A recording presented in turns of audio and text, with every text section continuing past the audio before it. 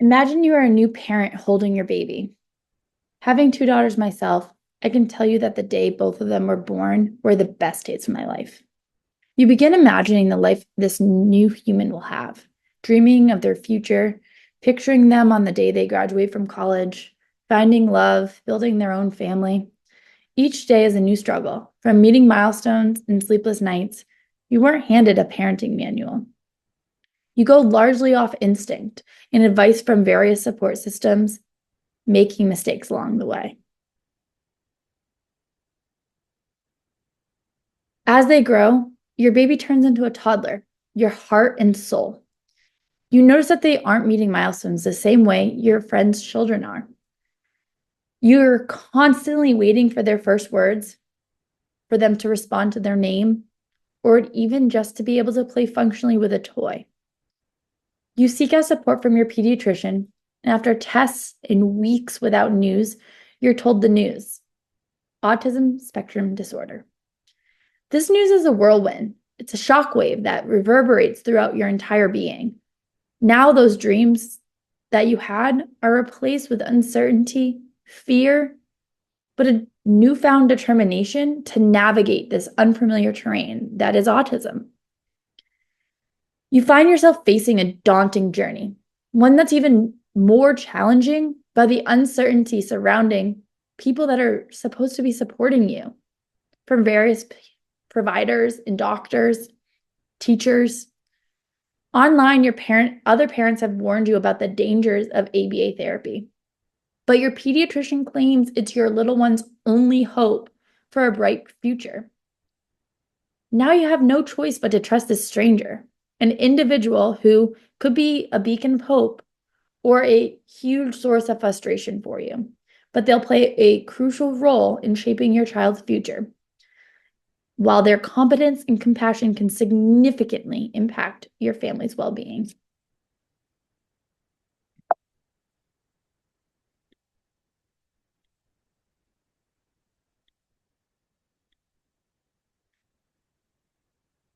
For those of you who don't know me yet, my name is Michaela Smith.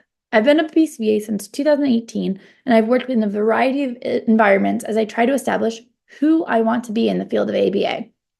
I've worked in clinic-based settings, school-based, home-based, and now adult services. I love working with new and seasoned BCBAs in making meaningful and sustainable changes in their practice that'll have a positive impact on all they serve, from direct care staff to caregivers and various stakeholders.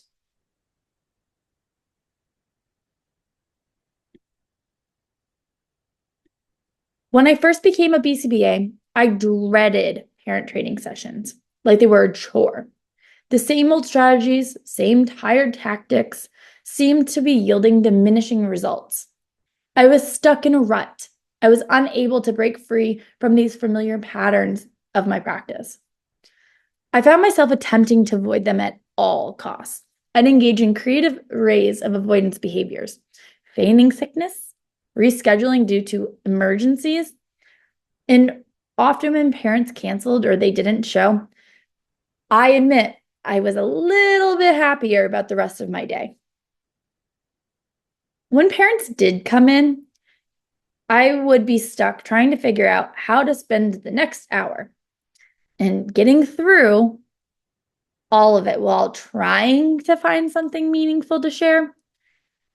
After one extensively draining session, it was with a trickier patient on my case, I was replaying the events. I was trying to figure out where it went wrong. As I flipped through all the notes that I made, I wrote down a familiar phrase, and it said, "Meet parents where they are." This was a mantra I've heard countless times by my supervisor and colleagues, but I've never truly internalized and knew what it meant. But in that moment, it hit me. I'd been so focused on implementing ABA techniques, achieving specific goals, that I forgot about the people I'm working with. I've been treating parents like they're students in a classroom, expecting them to absorb the information and follow my instructions. But parenting a child is anything but an easy journey. And add in that extra level of parenting a child with a disability, It's a complex, emotion-filled journey that has challenges and triumphs and uncertainties. I realized that I needed to approach parent training with more empathy, more understanding, and more respect in regards to meeting them at their current skill level. I needed to listen to the parents' concerns while validating their feelings and provide them with the support and resources that they needed to succeed, not overwhelming them with an entire RBT task list. I needed to meet them where they were, not where I thought that they should be. I was determined to begin making changes in my practice. I started by listening more actively to the parents. I asked them open-ended questions, trying to seek their understanding and perspectives. I also began to incorporate more personalized strategies, tailoring my approach to their individual needs, their skill sets, and the learning styles of each member, not expecting them to complete what my RBTs in the center were doing, or even what I was doing. As I continued to adapt my practice, I noticed a significant improvement in my parent training sessions. Parents felt more empowered. They were more engaged, and they were more confident in their ability to support their child's development. And I, in turn, felt more fulfilled and connected to my work. With this progress, it reminded me that effective therapy is not about implementing techniques.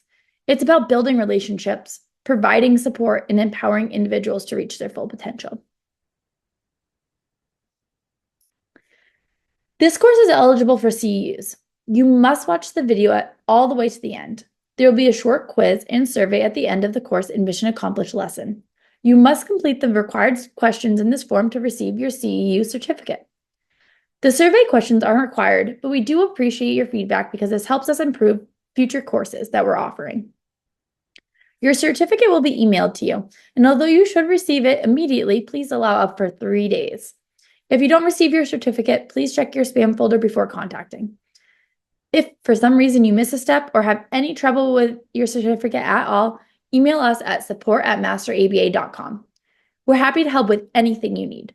Please pay attention to the 3 code words that are embedded within this training. You'll need to enter them into the quiz to receive your certificate.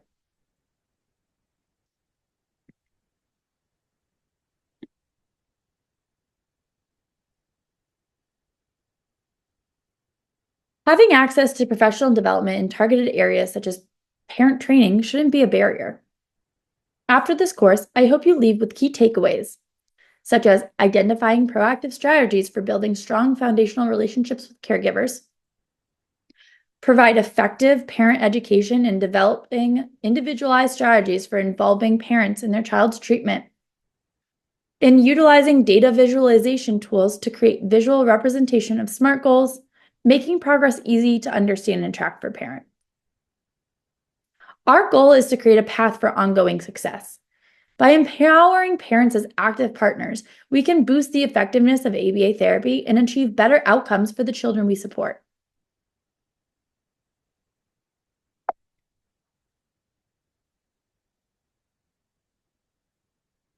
I'll never forget my early days in the field. Parent training sessions were an ordeal. I felt like a fraud. I was a stranger wading into the deep waters of someone else's family. Who was I to tell them how to parent their child? And at this point, I didn't even have children. And then add in that extra complex layer of behavioral challenges, skill deficits. I was out of my depth. Each treatment authorization plan would show cookie cutter treatment goals that were as generic as they were forgettable. I'm sure you guys recognize a few.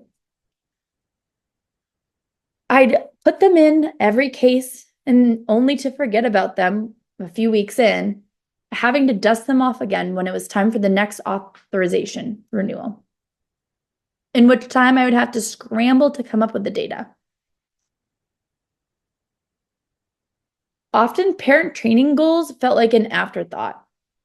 We were so consumed with our carefully crafted interventions during our daily sessions that it was so easy to forget about the world outside our doors, as if behaviors didn't occur outside 9 to 5. We expected our clients to magically transfer their skills to the home environment, even though we were taught in school that this shouldn't be our expectation.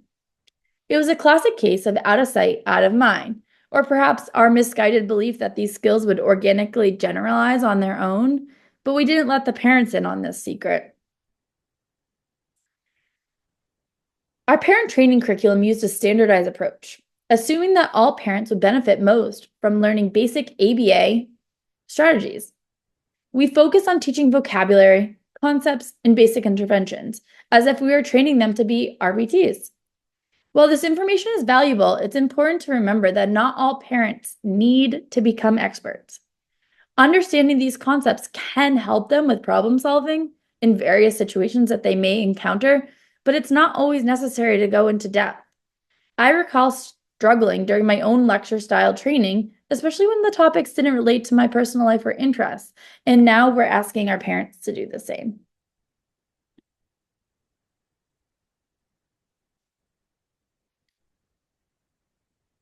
I recall one of my parents attending a monthly training session and reviewing their child's progress on specific maladaptive behaviors.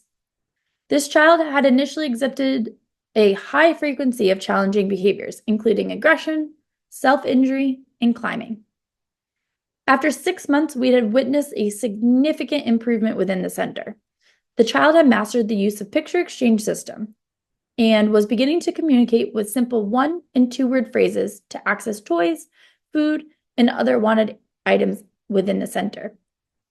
And in turn, we had seen a decrease in her target behaviors.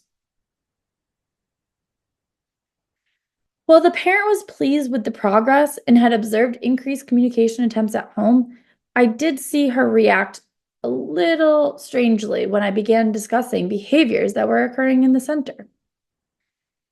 When I mentioned that the child hadn't engaged in climbing or aggression in nearly 4 weeks, Mom scoffed, rolled her eyes, and said, "Must be nice." I was intrigued at this point. I pursued a line of questioning to try to understand the disconnect. In hindsight, my approach might have come across as a little bit of an accusatory. I might have implied that the parent wasn't living up to our expectations. The parent quickly became defensive. I could see the foundation of our relationship starting to break. Following that session, there was an increase in cancellations. When she did show up, she was disengaged, and there was a lack of follow-through. I tried to repair the relationship. I started over. I worked on reteaching her interventions and behavior responses. We reviewed the behavior plan and started engaging in role plays of different behavior scenarios we saw at home. So basically, I started from scratch and just reiterated everything we have gone over to that point. From there, I was struggling to get her buy-in, especially to the interventions and the behavior plan. Through this, I recognized that my practices were lacking in several areas. I wasn't engaging in a person-centered approach. I was thinking big picture on the data and the outcomes that I was receiving. I was focusing way too much on the child's behavior without fully considering the parent's emotional well-being and her needs. I often utilized a one-size-fits-all approach. I didn't take into account who I was talking to, what her needs were, and what her learning style was like. I communicated with jargon-heavy language and expected parents to keep up. I lacked a full understanding of the parent's home environment and the challenges they faced.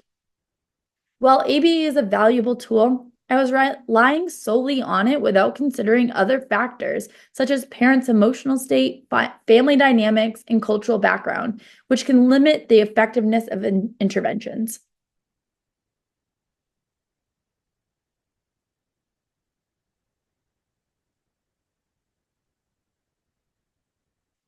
I was beginning to recognize a pattern in my practice, a consistent failure to provide adequate parent training.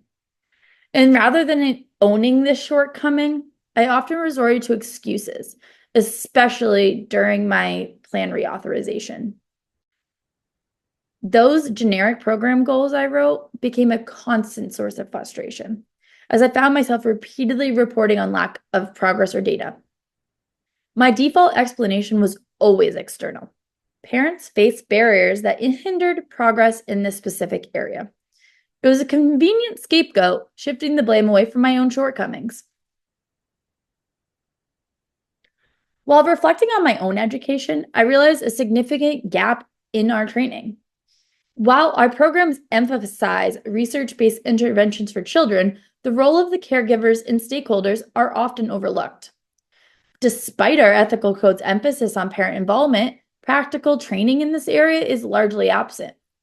In the early stages of my career, parent training sessions weren't even required, which shows our field neglect in this crucial component. I learned I wasn't alone in this struggle. After many conversations with colleagues who revealed shared challenges and frustrations, I've learned that many BCBA programs may not prioritize parent education, leaving professionals ill-equipped to deliver effective training sessions. Several factors contribute to this issue. As BCBAs, we often have demanding schedules and may feel overwhelmed by the additional responsibility of providing parent training, particularly when scheduling conflicts arise with working parents. Additionally, some parents may be resistant to participating in training or may encounter difficulties in implementing the strategies learned. It's easy to prioritize child-centered interventions, viewing parent training as a secondary concern. However, recognizing the pivotal role of the caregivers in promoting long-term outcomes is essential. By investing the time and effort in effective parent training, we can empower families to become active partners in their child's therapy, significantly enhancing treatment outcomes.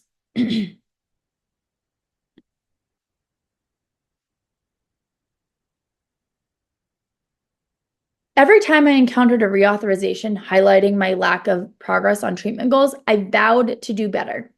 I'd start researching ways to overcome barriers to providing effective parent training. I'd experiment with new tracking methods, like trying to observe at pickup and drop off into the clinic, or I would even schedule parent trainings at those times. I've tried creating data sheets and homework calendars that are easy to use to be sent home. Both of these had their pros and cons, including homework calendars not being returned or lack of environmental instances during pickups and drop-offs to see the parents implement any interventions. We even tried hosting group parent training sessions. However, those would trail off after a few months due to lack of time and planning. I always believed that these changes would make a difference, and time again, I would hit a roadblock. Eventually, I'd just fall back into old habits. One of the biggest challenges was the lack of consistency and follow-through on both parties. Parents and clinicians have busy schedules, and we face so many other demands on our time, which makes it difficult to prioritize parent training. Creating sustainable and lasting change proved incredibly difficult for just so many reasons. And then BCBAs often face challenges in improving our skills. Where is the time? Increased caseloads and having our bandwidth stretched can make it so difficult to even prioritize the self-reflection and professional development. Additionally, we may lack access to high-quality resources and mentorship opportunities. And some BCBAs may resist the change, even when they acknowledge the limitations of their current approaches. It can be burdened by the fear of failure. And with a lack of feedback from parents or supervisors, this may impede on the ability to even identify that areas are in need of improvement. By utilizing the step-by-step process outlined in this presentation, it'll include well-known concepts of behavior analysis. You'll begin to be able to elevate your current parent training practices and encourage engagement with your caretakers. Here's your first code word. Make sure to write this down. You will need it for the quiz. The first code word is family.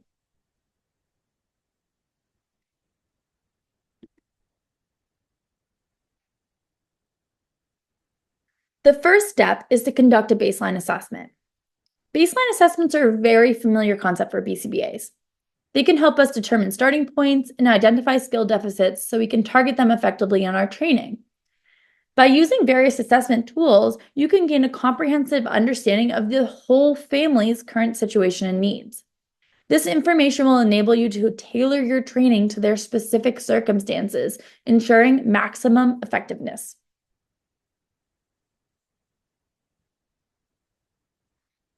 Next, it's critical to create SMART goals. Creating goals that are based on the assessment for our authorization plan is an important early step in the process. And by following the SMART goal formula of ensuring that goals are clear, measurable, achievable, relevant, and time-bound, we can meaningfully support families. But it doesn't stop there. You'll go on to learn about breaking these goals into smaller micro goals, which allows families to encounter reinforcement earlier on and motivate them to stay on task throughout the authorization period.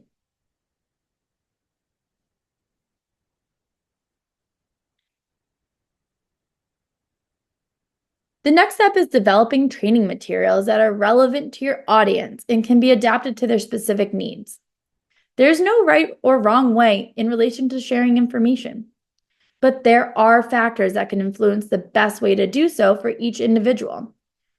While keeping in mind the whole family unit, this includes scheduling struggles, family composition, learning styles, how the client responds to others in the room, and so on. We can adapt the content and delivery to the individual family as well as just situationally. We can utilize support such as video modeling, BST models, handouts, pre-record trainings, visual aids, and all of this can support content development.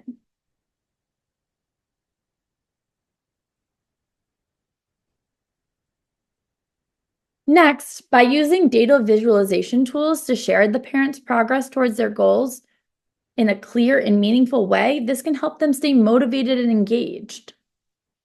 Often, as BCBAs, we're partial to line graphs, which can be complicated with the use of phase change lines and overload of data.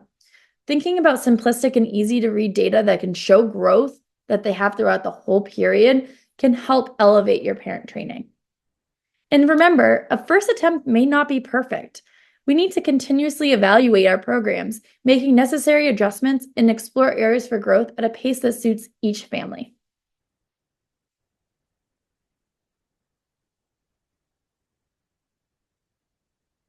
And finally, establishing clear mastery criteria from the onset while keeping the door open to conversations regarding transitions out of ABA services. We want to make sure we celebrate the tiny progresses towards graduation. We want to be able to motivate and propel families forward, empowering them to understand that ABA isn't a lifetime sentence. Help them feel safe and confident with their transition plans and the natural support systems that they can create in their community.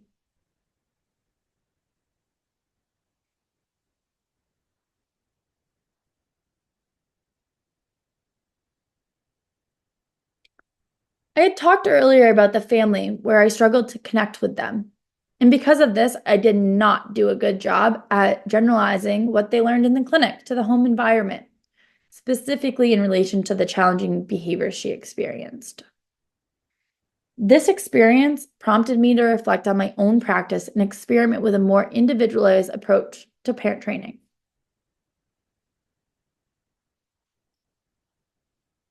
Up until this moment, I had worked through the basic foundations of ABA in a structured way. Why reinvent the wheel, especially when we didn't have time for that? When the family would come in, we would pick up right where we left off, just systematically working through ABA concepts such as antecedents, behaviors, consequences, functions, reinforcement, and so on. And when it didn't work, I started at the beginning and went through it again. My first problem, I didn't make the content relatable. I could see the boredom settling in at every meeting. It was as if they were teenagers that I dragged into math class. When the mom made that statement, "must be nice," during my weekly behavior update, well, I knew something had to change. And the first change was how I ran my sessions. I got into the habit of trying to make them less formal and kind of scary. I started off just asking them how they were, how the week went. At first, I often got generic responses. She'd say, it was good or it's fine, which I'd just continue pushing. I'd start asking focused questions like, well, how was the behavior during morning routines this week? Or did you encounter anything that was difficult or hard to do when you presented the tasks? Did she engage in any aggression this week? Was she climbing a lot? And just starting to ask really targeted questions. Over time, when I continued to do that, I saw a change in the way that she interacted during sessions. We got into a routine of starting off every session talking about the crisis of the week. And then we would talk about the successes during the week. During that portion, I would actively listen to her concerns on the situation. And when I would reflect back on the situation, I'd add in content in a relevant way, such as talking about antecedents and why knowing what happened before a behavior event helps us understand the behavior. We talk about the behaviors and defining them and understanding why behaviors occurred. And we talk about the consequences related to the specific events, understanding why it continued to happen over and over. I would even begin to point out interventions she was doing naturally, like first then language, providing choices, and pre-teaching expectations. I slowly started seeing her connect the dots and becoming more engaged. And she even was more motivated once she found out that she was naturally using some of these strategies already in her day-to-day life. During one of the sessions, she was talking about how frustrated she was with all the climbing and stomping that Sarah engaged in daily. She said she was constantly picking her up, bringing her to her room, and having to sit with her, which just wasn't sustainable. She also had a 1-year-old son who really needed her attention. Often, these behaviors came up around times like cooking dinner or when her attention was otherwise diverted to her son. When she asked me how she should respond, I shared with her the response in the behavior plan. I explained the context around what would it look like in those specific situations and kind of role played the way through it. But something different happened next. She explained to me that she wasn't going to do that she just couldn't and wasn't feasible, and it's just not happening. Instead of just simply agreeing with me, which is what I've been used to. So instead, I had this situation where I was blatantly told no rather than being agreed with and just not seeing the follow through. I felt like I had successfully broken down a barrier between us. And our conversations were now a safe space where she could freely share information with me and how she felt or how she looked at her information or interventions. This information I wouldn't have gotten from a basic assessment or a questionnaire. There were barriers I found that they were constantly facing just based on where they lived. They were in an apartment building. They were on the top floor of an apartment building. And she couldn't ignore the stomping and the jumping behavior in respect to her other tenants in the building. So she had to respond. She also had huge pieces of furniture in the house that just wasn't feasible for her to move or get rid of, and were the perfect tools for climbing. Both of these situations opened up the availability for Sarah to engage in those behaviors. And because of that, because of the environmental context, mom was constantly responding. She would either physically pick her up, move her, attempt to redirect and guide her, but either way was providing a lot of physical and verbal attention. And she felt she really had to. And would you be shocked to hear that attention was the primary function in the scenario? Additionally, denied access had the potential to trigger Sarah. When mom attempted to stop her from climbing and block her in any instance where she was physically engaging with her, that left her really vulnerable to dangerous aggression from Sarah. And I didn't have these variables in the clinic, so I didn't see the same response. She had a one-on-one therapist who provided non-contingent attention without distractions. The clinic naturally didn't have items that were highly reinforcing to climb, and overall was a very safe environment where we didn't have to deny or block climbing and jumping. Due to our environment on its own, I felt like we successfully reduced this behavior without a lot of interventions.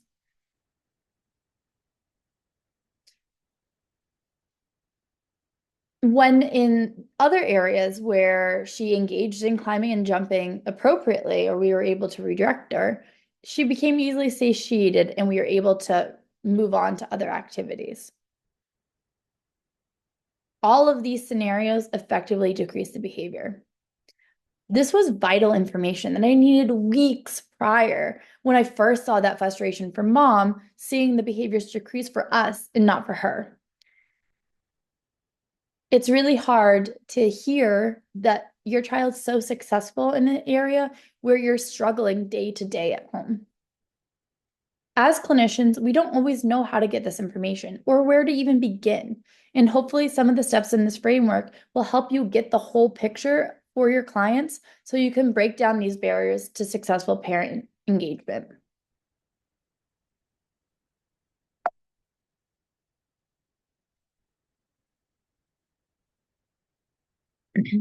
One of the first steps when intaking a new client is creating a baseline. This was also the first step I took when I decided to adapt and adjust my parent training strategies. I wanted to figure out where I was starting my practices and then improve from there. Everywhere I look, the first step seems similar. Identify your baseline. And a comprehensive baseline assessment for parent training goes beyond simply evaluating parents' knowledge of ABA. Well, of course, this is valuable. Using tools like Achieve Parent Training Assessment on our Master ABA site is just one of the pieces. Consider the factors involved in the bigger picture.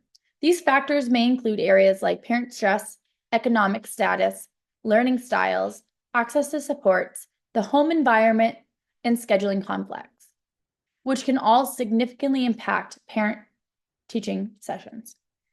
Getting to know the child and the parents and the whole family unit is essential for understanding their unique needs and tailoring your support accordingly.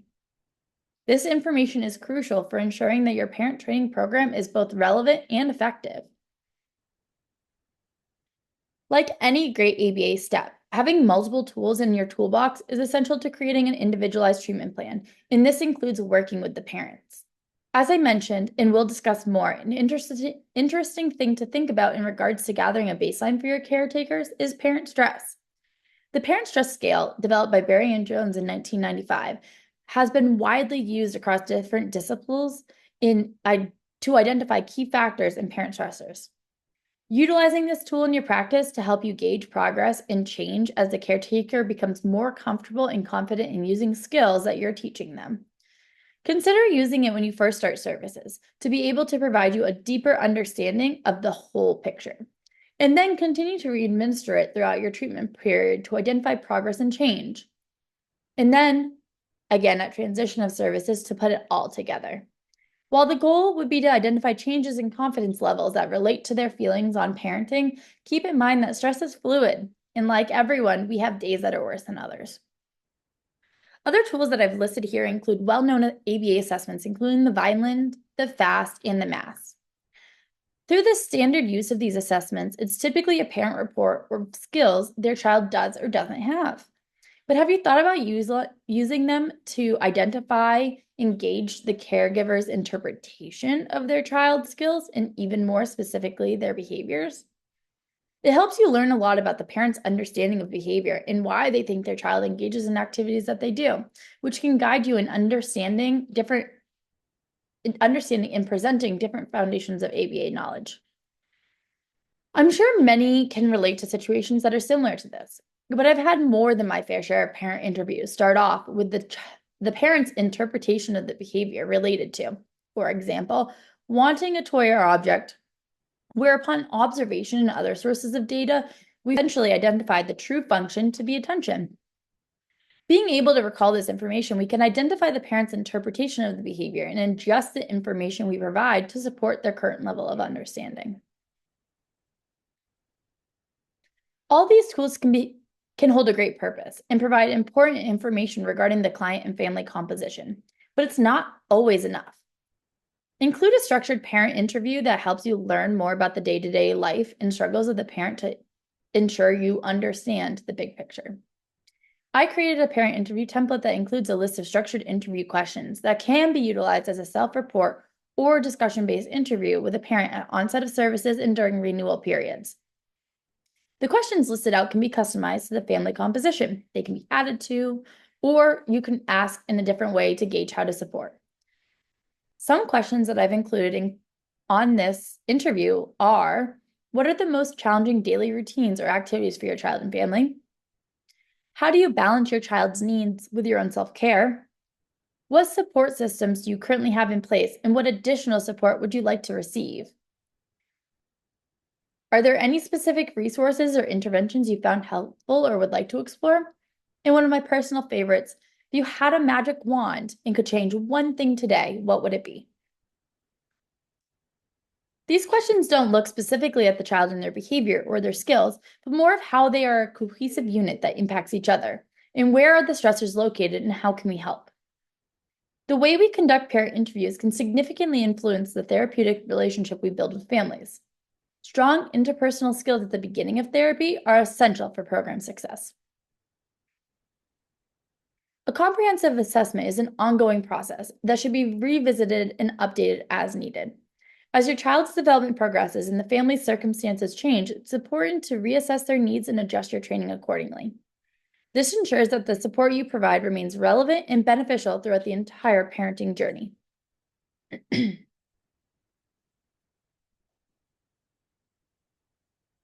I had a particular client, Liam, who engaged in a variety of challenging behaviors that impacted his self-help skills, such as communication, maladaptive behaviors, eating, block that, and restart it.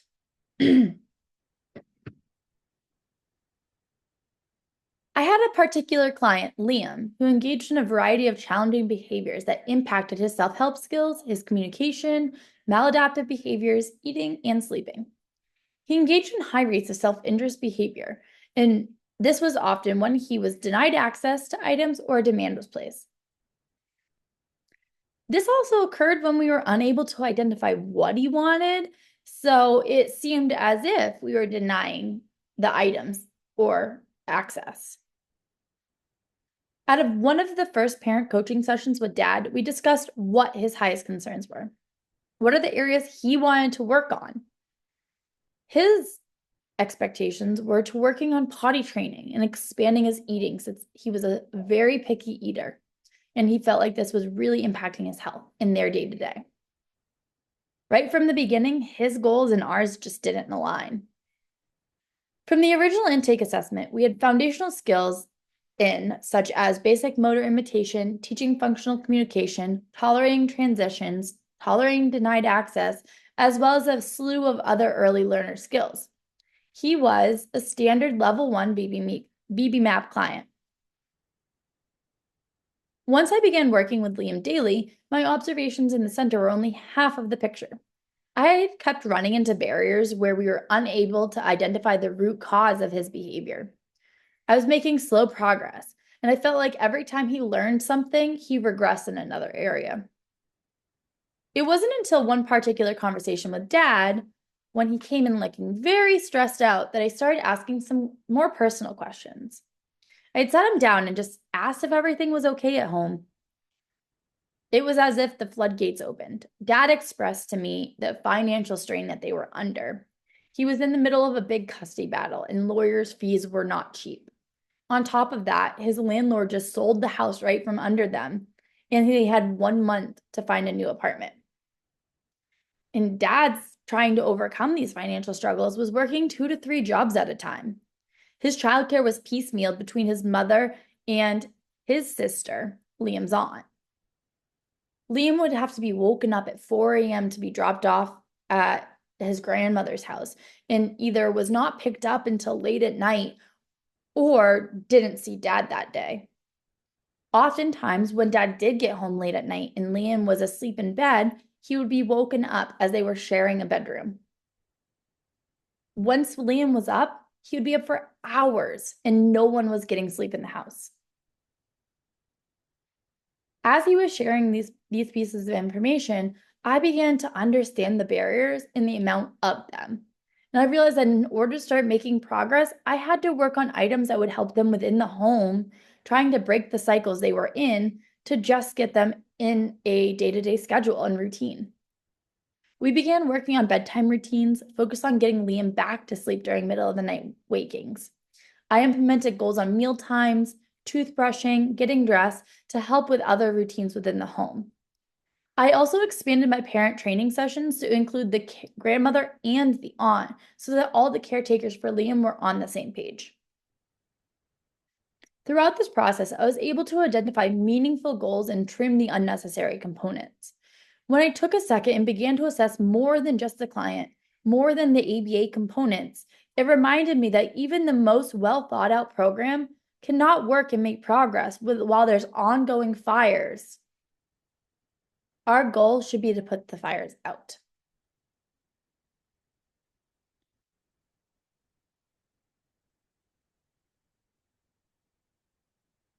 In 1995, Barry and Jones created an adaptive version of the 101 item parenting stress index. The PSS is a brief and easy to administer tool that can be utilized by clinicians either in an interview format or by self-report of the parent directly. It identifies and monitors changes in parental stress levels for parents and caregivers who have accessed targeted supports, such as parent training sessions. And it's used to measure the outcomes of services or areas focusing on improving parent relationships. This tool can be used at the onset of services to establish a baseline, and then periodically throughout the services to gauge progress and changes over time. This can support evaluating program efficiency. The PSS is free to use and easy to find. In 2016, Barry reported that over 250 researchers and clinicians had asked for permission to utilize this tool in their practice, and that number just continues to steadily grow. The questions in the tool ask parents to reflect on feelings related to parenting. For example, one question states, "Caring for my child or children sometimes takes more time and energy than I have to give."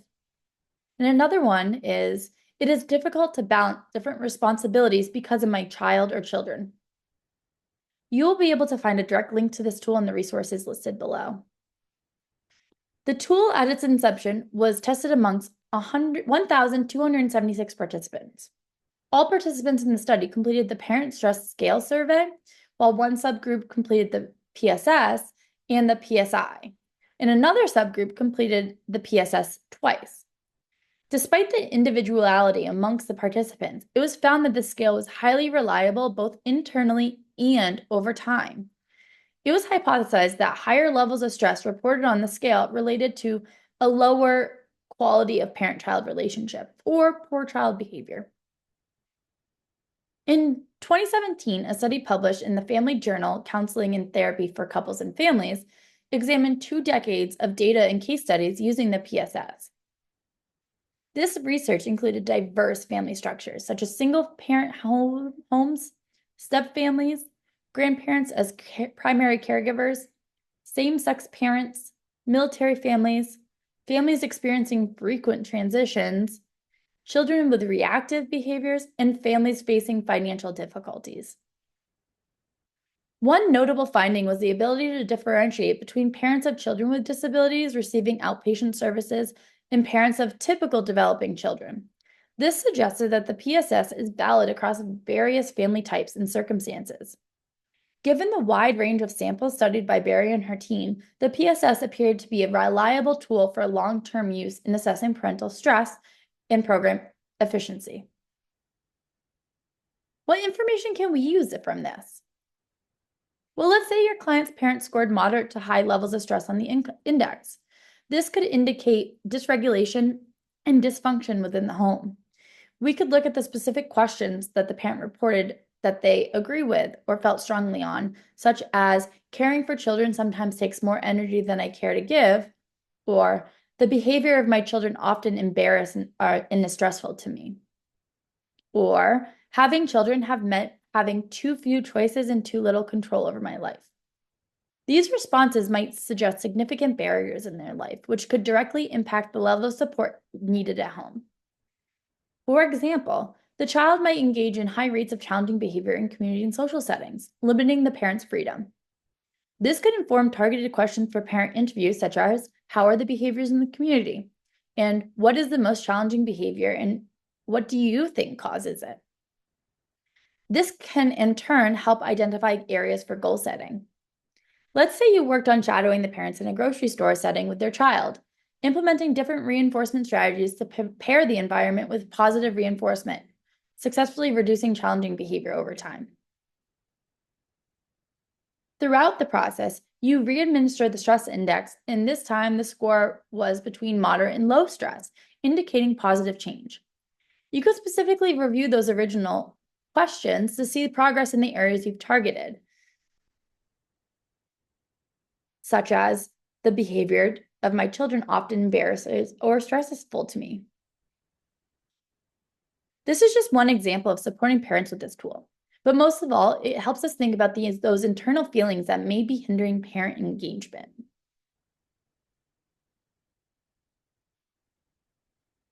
One area where I typically gather the most information about my clients is in the parent questionnaire. There are several ways that you can adapt it to fit your needs or the needs of the client's profile. I have found that the most success is having them fill it out proactively with their initial intake paperwork or during the children's assessment while I'm in the next room.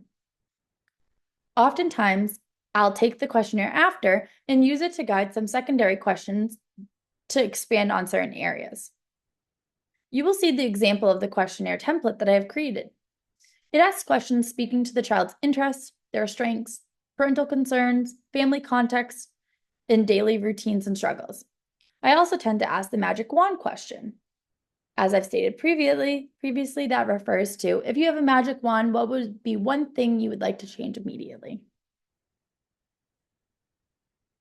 Taking the time to ask the questions that speak to more than just the skill level of the child opens the door to the home and gives you a peek at what life is like. This can transform your intake and baseline by providing context and background information, and it can be completely edited to gather information you need for a specific situation.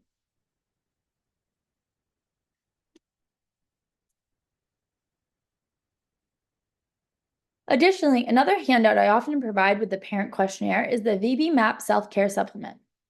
I have found that the supplement is an easy-to-read checklist reviewing daily living skills that a child most often master by 18, 30, and 48 months. These skills review dressing, bathing and grooming, feeding, and bathroom. Skills within these categories can include anything from wiping and blowing your nose to putting away clothes in a hamper, matching shoes and socks, and other early learning ADLs. This supplement can provide you vital information regarding home skills that will be meaningful to add to your goals for the parents within their daily program. They are also separated within the age range by assistance level. For example, there is a removing shirt with assistance by age 30 month, and then removing clothes without assistance by age 48 month, showing the change in independence level. This can help you ask questions to the parents like, what does that assistance look like? And that in turn can transition to how do you prompt and work on setting up prompt fading towards independence. Like I said, I often like to include this in my intake packet for the family or for them to fill out during the assessment. Once I've reviewed it, it often sparks follow-up questions that might not have been thought out without this preliminary information. It also can fill in the picture to other pieces.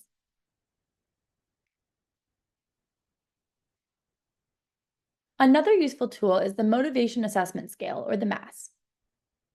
This is typically used during the conduction of a functional behavior assessment.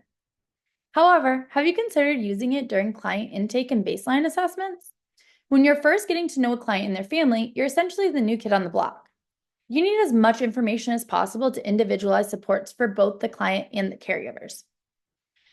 During the parent interview portion of your intake assessment, you can identify the family's biggest behavioral concerns and have them describe the behaviors in detail. The mask is most effective when it's used with specific descriptions of the behavior rather than general terms like aggression and noncompliance. For example, instead of aggression, you could ask, what does aggression look like? Do they slap others with an open hand? Do they punch? Do they kick? Do they pull hair? Do they bite? Having the parents describe the behavior in detail can help them correctly identify the context and situations in which it occurs. This can be easily done by the parents themselves with simple guidance from the clinician, or it can be conducted during the interview along with other assessment tools.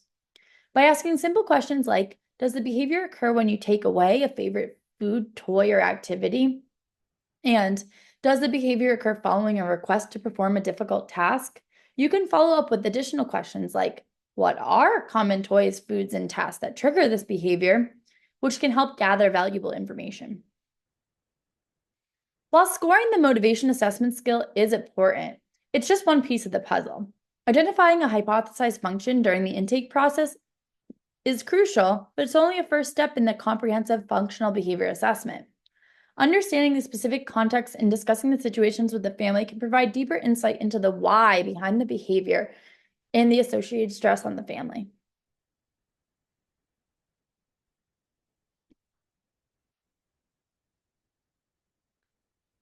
Let's role play a scenario where you could put this into action. Say you're setting up for an intake assessment. It's a 30-month-old boy diagnosed with autism spectrum disorder. During your initial phone call, you learn that the family had just recently received this diagnosis and that the child has not received any previous supports or therapy. Their pediatrician has recommended 40 hours of ABA therapy per week. On the day of the assessment, the family arrives 20 minutes late. They are apologizing, they're rushing, and they seem stressed. The mother explains that mornings are chaotic and getting out of the house is entirely too difficult. While one of your clinicians takes the child to the assessment room, you sit down with the parents to begin the intake process. You present them with various assessment tools, including the questionnaire, the VB-MAP self-care supplement, and the motivation assessment scale. You ask them to complete them with the best of their ability and provide some context and guidance on these tools. After you've checked in on the assessment and you've returned, they hand you those forms looking a little confused, unsure if they filled them out correctly. You start reviewing the questionnaire. You learn that the child is a big fan of dinosaurs, enjoys playing with his sister, and loves cuddles. However, he isn't talking much yet, which is a significant concern for the parents. They also mention that bedtime and getting ready in the mornings are particularly challenging because he doesn't listen. To gain a better understanding of these challenges, you ask them to walk you through their morning and bedtime routines. They explain that the child wakes up very early, and they set him up with toys in the playroom while they get ready for the day. When it's time to go back and transition him to getting dressed and eating breakfast and doing the parts of his morning routine, it becomes a struggle. He becomes aggressive, kicking, screaming, and refusing to cooperate. And this routine is very similar to at bedtime. It seems that the child is only content when playing with dinosaurs or eating. As a clinician, you might start being able to put together the picture. But instead of just jumping to solutions, you focus on gathering more information. You start reviewing the VB-MAP self-care supplement. You learn that the child can undress himself, but struggles with dressing, even with assistance. He can also participate in tasks such as hand washing, toothbrushing, and other bathing activities, but he lacks independence. When you ask the parents about their experiences with dressing the child, they explain that he either ignores the request or becomes frustrated and gives up easily, often escalating the situation. Using the motivation assessment scale, you further explore the child's behavior. You focus on two specific behaviors, refusal and aggression. Throughout the questions, you determine that refusal is often related to access to tangible items, although demands could also trigger it. Similarly, aggression seems to be primarily motivated by access to tangible items. This information challenges your initial assumption that the child's behavior was solely driven by demands. By considering the family's daily routine, the child's self-care skills, the specific behaviors, preferred items, in the context of the late arrival, you start getting a deeper understanding of the family's challenges and can develop a more effective treatment plan when looking not only at the caregiver's goals, but the child's as well.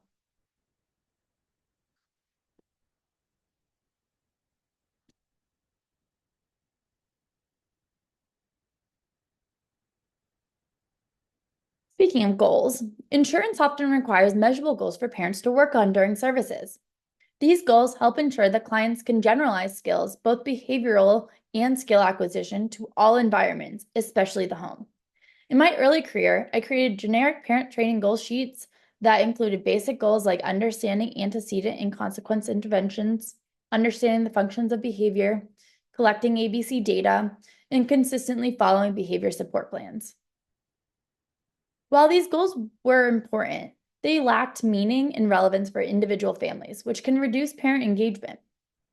Additionally, these broad goals can be overwhelming and difficult to measure progress on, leading to a lack of motivation and support for the parents. To address these issues, we needed to focus on creating more meaningful and achievable goals for parents. When setting goals for parent trainings in ABA, it's important to go beyond simply making the goals specific, measurable, achievable, relevant, and time-bound. Smart. While these are important factors, we also need to consider the unique needs of each family, which may include being a little creative. For example, if we want to help James's parents understand why he hits others, we can teach him about the functions of his behavior instead of just telling them to learn about the functions of all behaviors. A more specific and measurable goal could be for them: identify 1 or 2 events that typically happen before Timmy's aggression in at least 80% of the opportunities. By achieving this goal, James's parents will gain a better understanding of why he is hitting, and they also are able to effectively identify strategies to help him. Additionally, setting micro goals or small achievable steps can build momentum and keep parents motivated. Think of micro goals as pieces of a larger puzzle or a task analysis. By using a task analysis to break down long-term goals into manageable steps, we can set realistic timelines associated with them. And by working collaboratively with the parents to set the deadlines, we can hold them accountable and start by celebrating their progresses and success earlier on. An example of this is when you're working on a complex goal like teaching Johnny to use PECs, it's helpful to break it down into smaller, more manageable steps for parents to achieve them at home. Think of it like building a house. You can't just build the roof without first laying a foundation. So the first micro goal or step can be parent identifying Johnny's favorite items with an open-ended preference assessment. The second micro goal could be working on a direct exchange between a picture item and a favorite item during play during one period in the home. Upon mastery, you can move on to other goals, such as increasing the distance between him and the desired item or the communication partner to encourage the initiation of an independent exchange. As he continues to progress, new goals can include introducing new items that are both preferred and non-preferred to expand his communication skills. While your goal in the treatment authorization plan may look like parents will utilize the picture exchange system in the home with 80% independence across 6 consecutive months, you may break it down in your treatment with the parents step by step. Another example you can break down of a goal is working on independently dressing. Step 1 could be helping Emily identify different clothing items. Step 2 could be taking off various items with support. Step 3 could be taking off the items without support. And step 4 could be gradually putting them all together until she's met independence. You can celebrate each milestone and provide positive reinforcement to encourage the progress. Both of these goals also target other pieces, such as prompt hierarchy and fading, and improving independence within skills. Honestly, I used a similar process when making this presentation. When I first started, I knew I wanted to complete this within a specific time frame. However, it was a very large and overwhelming task. I broke it down into steps and broke those steps down into different sections. And I gave myself a timeline to complete each of those steps, and this helped me manage the different pieces and gave me small milestones to check off that helped keep me motivated throughout the process. By breaking down goals into smaller steps and celebrating each achievement, we can make the learning process more engaging and effective, as well as not as overwhelming.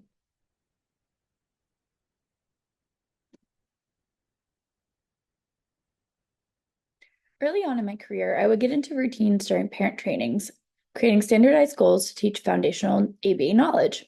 Neither I nor the guardian were invested in these goals. And at each renewal period, I would be stuck trying to explain why I didn't have data and why we weren't making progress. Eventually, I got fed up. It had to end. I had to change what I was doing because it just wasn't working. I began to brainstorm different ways to increase my parent engagement and progress, and largely learned that it had to do with the delivery of my content and not the content itself. For the goals, if they sounded too complex or they didn't feel relevant to them, the parents wouldn't do the work needed to meet the goal. One particular client of mine's mother had difficulty buying into ABA in general, let alone engaging in our parent sessions. She was unsure of our approaches, and she wasn't seeing progress at home that we were reporting on in the center. The client, Jack, was highly aggressive. His aggression was maintained by attention and triggered by shared attention, such as if his mom was helping his brother, which, as you can imagine, is very hard to navigate in the home. The behaviors were overwhelming for this family, and it disrupted their day-to-day. It had gotten to the point that when they were home, her older son had to stay in his room because Jack was engaging in way too much aggression attempts. Mom wasn't even able to cook dinner without a dangerous situation often erupting. Mom was overwhelmed, and it was very difficult to get her to change her own behavior, as she felt the only way to de-escalate him was to give him squeezes and deep pressure and lots of attention. And because he couldn't communicate his needs, he learned that aggression was the only way to get what he wanted. This created a pattern where he would become aggressive to get his needs met, and because that's worked, it became difficult to break the cycle. Mom's magic wand goal was for her sons to be in the same room. All she wanted was to operate like a normal family. I started with foundations, like I always thought was the right answer. I wanted her to understand the ABCs of behavior. I wanted her to follow my well-created behavior plan and identify functions of behavior. I needed her to buy into the behavior change program because we were seeing success in the center. I kept the goals as such in the plan and measured progress by having her check off data daily and complete quizzes during our sessions. A few months in, there was no change. I could tell Mom was defeated, and I could tell what I was doing wasn't working. At his first authorization renewal, I tried something new. I rewrote the goals into smaller short-term goals that targeted specific areas within the long-term goal. They were actionable goals and not knowledge-based. One of the goals was facilitating and prompted targeted play with non-preferred items between the brothers. We wrote a plan where Mom would try short durations of non-preferred toys and increase that duration systematically. In conjunction to this goal, we did a goal on teaching functional communication of all done in relation to playing with brother. By utilizing these two specific goals that were short and part of the long-term goal, I was able to increase Mom's buy-in, and she started making progress. We continued working together, setting goals that addressed specific challenges that the family faced at home that had an overarching goal to our long-term ideas. And these goals were tailored to their unique needs. Through this approach, I saw progress with the mom. I saw her buy-in increase, and I saw her buy-in to ABA increase. I was also able to achieve my main goal of teaching her about the functions of behavior and other key ABA principles so that she could make decisions about his behavior in the future. It's time for that second code word. Make sure you write this down so you can identify it in the quiz to earn your certificate. The second code word is SMART.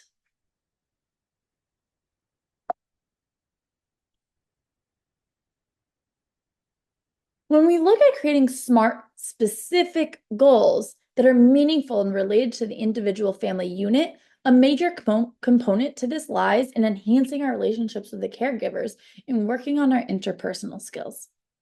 As behavior analysts, we often focus on the technical aspects of our work, such as functional behavior assessments, behavior intervention plans, and data collection. We have reviewed how taking the child and the caregiver team into consideration during our baseline and expanded beyond the walls of ABA by looking into individual social factors such as parent stress, economic struggles, and support systems can be just as equally important. But it's also just as important to start off building a strong rapport with the family and building that relationship to continue to enhance the goal outcome. When we build rapport with the families, they're more likely to trust us. They're more likely to follow our plans and our procedures and collaborate effectively. By actively listening to their concerns, validating their feelings, and communicating openly, we get to know the family better. And in turn, we're able to customize goals that will work for the family and not just for our insurance payers. In a study conducted in 2018 by Taylor, LeBlanc, and Nozick, the authors explored the importance of building their relationship between a provider and stakeholder. Through their research, they identified some interesting observations, including that practicing behavior analysts don't always establish or sustain collaborative and caring relationships with caregivers. This seemed to stem from a deficiency in relationship skills from clinicians, such as seeming to be too busy or too rushed. Through their research, they found that there are a large amount of ethical complaints to the BACB that are filed by the parent or colleagues in relation to these practices. The last analysis that was done in 2019 and 2021 about these complaints showed largely how it was about the analysts did something, not what they did. A behavior analyst's lack of relationship building skills can negatively impact treatment outcomes. This can lead to client dissatisfaction, difficulty implementing treatment plans, and even withdrawal from therapy. Ultimately, these negative impacts can harm the reputation of the field of behavior analysts. A survey was conducted by the researchers targeting parents of children with autism. This survey was largely distributed electronically, utilizing different platforms such as SurveyMonkey with email lists that Facebook and different advocacy groups collected. Behavior analysts and ABA centers were not utilized as a distribution tool. The tool included different questions referencing approaches of behavior analysts with a 5-point Likert scale ranging from strongly disagree to strongly agree. The survey results indicated that while behavior analysts are generally perceived as caring and supportive towards children's progress, there's room for improvement. Specifically, behavior analysts can enhance their practice by demonstrating greater care for the entire family. By acknowledging mistakes or treatment failures and exhibiting more patience and reassurance, we can support our families as a whole. By focusing on these areas, behavior analysts can foster stronger therapeutic relationships with both clients and families, which can in turn lead to more positive outcomes.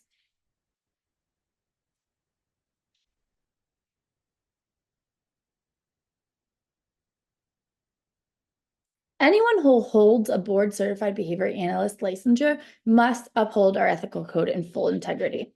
Embedded into our behavior analyst code of ethics directly emphasizes all aspects of a behavior analyst from service delivery, consultation, supervision, training, management, peer review, and research activities. It indirectly emphasizes the importance of strong relationships between the behavior analyst, client, and stakeholders. At the beginning of the ethical code, it provides two highlighted definitions: the client, which is by far our top priority. But on the other end, it additionally included the stakeholder. The stakeholder is defined as anyone other than the client that is impacted by and invested in the behavior analyst services, including but not limited to parent, guardians, or relatives. For instance, Section 2.08 and 2.16 highlight the necessity of clear and effective communication, ensuring that information is conveyed in a manner that is easily understood to the clients and the stakeholders. Furthermore, Sections 2.09 and 2.13 underscore the importance of collaboration, emphasizing the need to involve clients and families in treatment planning and decision-making processes. This collaborative approach aligns with the principle of considering environmental variables such as family context and preferences when developing and implementing treatment plans. Additionally, Section 4.05 specifically addresses the ongoing nature of the collaborative relationship, emphasizing the importance of maintaining open communication and addressing any concerns or questions throughout the duration of services. By prioritizing these relationship building skills, behavior analysts can foster trust. They can enhance treatment adherence and improve overall outcome for clients and families.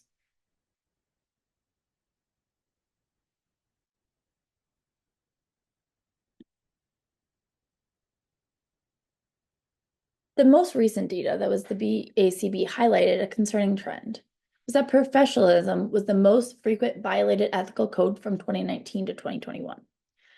This underscores the importance of ethical behavior in strong professional relationships, accounting for 66 out of the 231 substantiation cases, followed by other, which came in at 50, and failure to report or respond to the BACB, which was 39.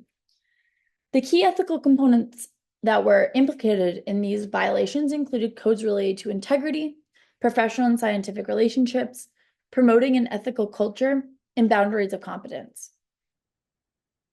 The 2022 code expansion further emphasized ethical considerations.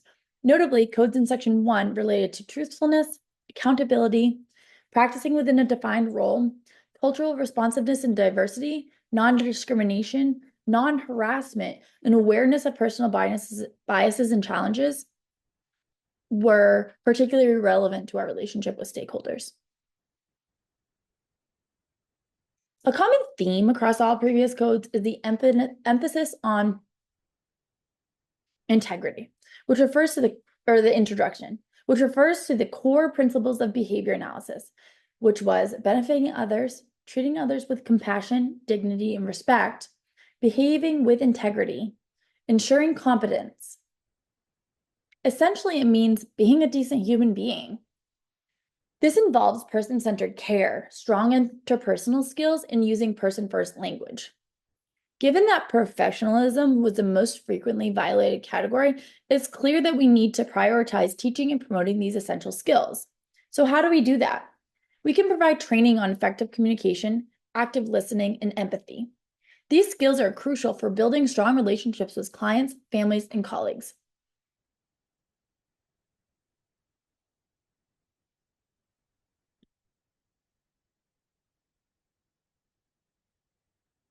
The effectiveness of parent training, particularly in implementing challenging interventions, like the use of extinction at bedtime, hinges on various factors. While the proven clinical efficacy of the intervention can initially convince parents, a compassionate approach is crucial for long-time adherence. By actively listening to parents and parents' concerns and addressing potential barriers, behavior analysts can build a strong therapeutic relationship and increase the likelihood of successful implementation. This is an area where you can see how those strong interpersonal skills and putting the family and client first will make out how important our interventions are run. Consider, for example, a behavior analyst training a parent to implement a bedtime extinction protocol. There's the distinctive cry it out method.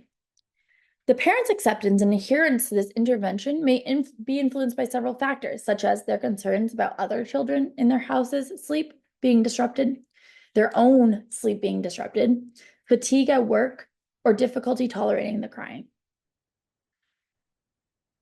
By opening the door and engaging the parent in conversations, actively listening to their concerns, the behavior analyst can proactively identify potential barriers and address them in a respectful and understanding manner. This relational connection, guided by the laugh, don't cry strategy, fosters a collaborative approach, leading to a treatment plan that maximizes implementation and outcomes.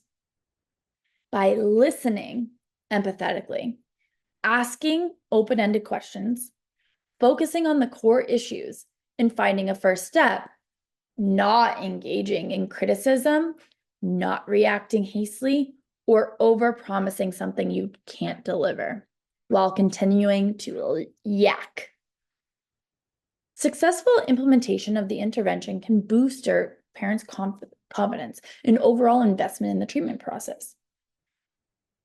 This positive experience can strengthen the therapeutic relationship and increase the likelihood of continued engagement and progress. Ultimately, A successful parent training experience involves a blend of technical expertise and human connection. By prioritizing empathy, flexibility, collaboration, behavior analysts can empower parents to implement effective strategies and improve their child's outcomes.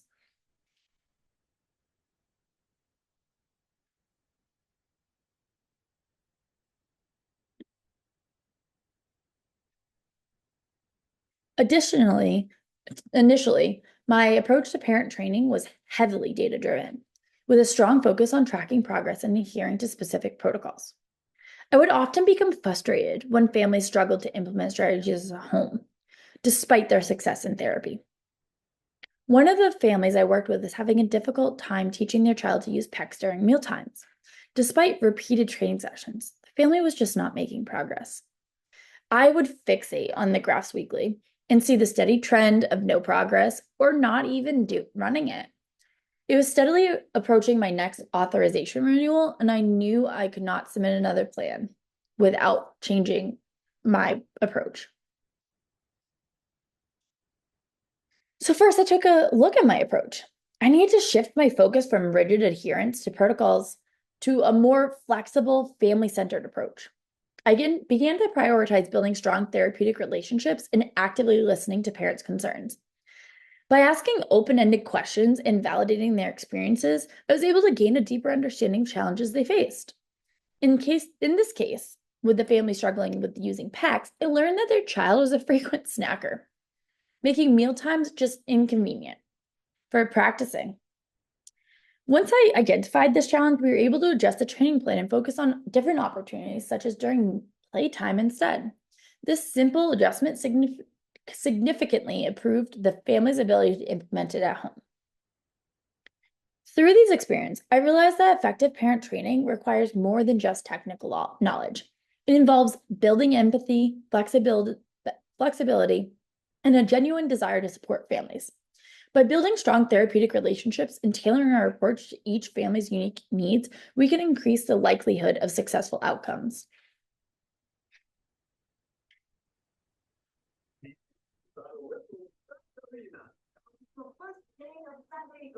One way that I believe is underutilized as a support in the field of ABA is video modeling. Early in my career, I noticed myself utilizing video recording to support my families during parent training sessions. Most often, the parents would be describing a behavioral event that occurred and they'd need support with, but it would always be around a difficult time, such as dinner, bedtime routine, or a morning routine, where it was not feasible for one-on-one live support. I would have families video their experiences at times they knew consistently the concerns would occur and act how they normally would respond. We will rewatch these videos during our session and break them down. This was successful in a lot of ways. However, I never thought about expanding on that until recently. We can utilize the video modeling in various ways. For example, you can create your own video library or use some of our pre-recorded parent training videos to teach various strategies within the home that are consistent. I'll show a quick video for an example of a training video I created with my daughter. I'm working through a toothbrushing routine with my youngest. We embedded first done language by telling her it's my turn to brush her teeth and then her turn. We were using least to most prompting hierarchy throughout each step when I was supporting her. I am frequently presenting encouraging words and verbal praise throughout. When we're all done with the task, I provided her verbal praise and let her know she could move on to a preferred activity, which in this case was finishing her TV show. These videos can be used to show how we can utilize these skills in the natural environment during skill building opportunities that might not be at times we can directly support the parent. As you watch this video, you'll see me work through the different steps. Now, I don't write out the steps for the parents, but that is certainly an option that you can break it down to align it with a task analysis. You can also label verbally your steps as you're going through it, or you can review it with them as you're watching the video together. Please excuse my oldest daughter making comments during it. Taylor, it's time to brush your teeth. Good job getting your stool. Stand up. Get your toothbrush. Good job. Now she knows this routine like the back of her hand. Good job. And your toothpaste. Good So job. she naturally didn't need a lot of my Uh-oh. next step. Uh-oh. Here. We're going to put our toothpaste on. Please. I wouldn't normally let her put the toothpaste on, except it was the end of the roll. Water on. Good job. Let's turn the water on. Good job. Brush, brush, brush. I'm not gonna pot it. I'm just looking at it. Brush, She brush, also had brush. peanut butter hair. You have peanut butter on your head. Brush. Ready? We're gonna brush the backs first. Mommy's turn. Okay, I'll wait. Then it's gonna be mommy's turn. So you first. Ready? 3, 2, 1. Mommy's turn.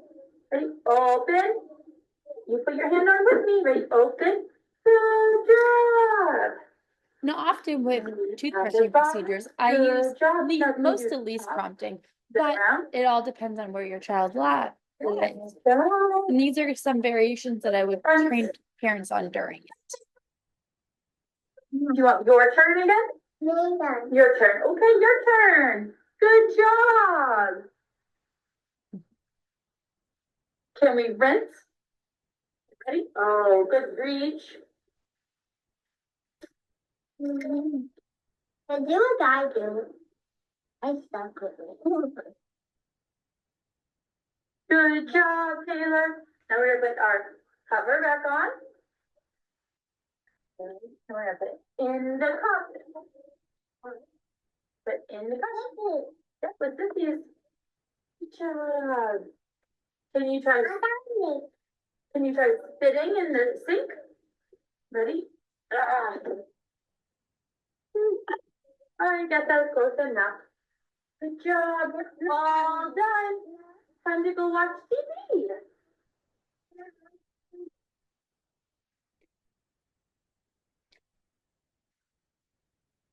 In this video, you'll see me prompting my child to clean up a previously made mess. Well, they've already moved on to a preferred activity.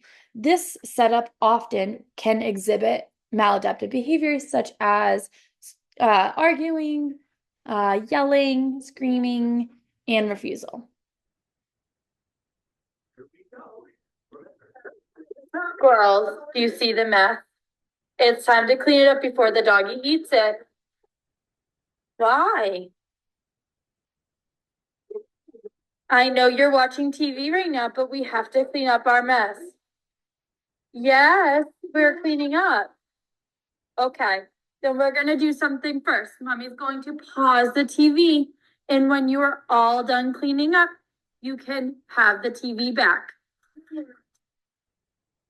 See, good job. You're doing so good cleaning up. Do you want mommy to help? Yeah, mommy will help. Good job, girls. Keep cleaning. We have to clean before we can. Now, I did have more cooperative children during the actual video process, but in this situation, I would explain to parents how to use that language and how to engage in prompting and praise throughout. We have some more to go. Clean up. I'd point out ways that they can use the command by taking some of the items. Clean up. How to make it more fun by singing a song. Good job. Clean up. Yes, Taylor, can you help put in? Put in. And helping reduce the demand even more. Good job. You did it. And guess what you guys get now? You cleaned up so you get your TV back on. There we go. Good job.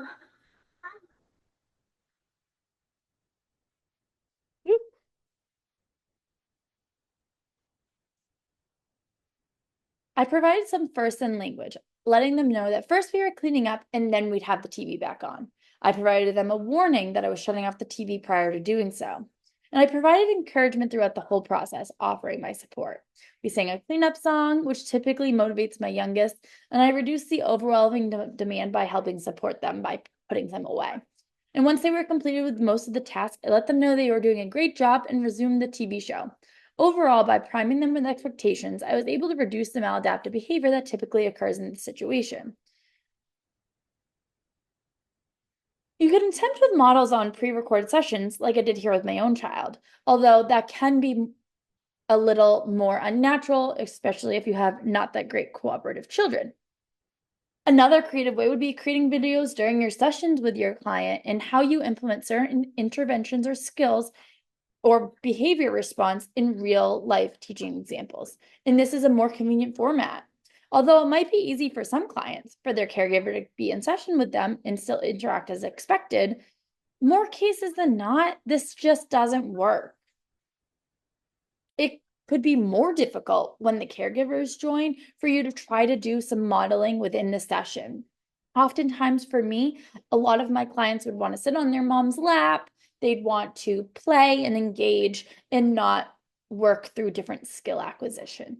Or we would often see behaviors that typically don't arise due to a demand being present and them kind of wanting to just either go with their parent or go home. So think about how video model techniques can be used with supporting your own families within your center. There's really no end to what you can do with this type of model. And again, remember, it's not the content that matters. It's a lot about how we deliver the content.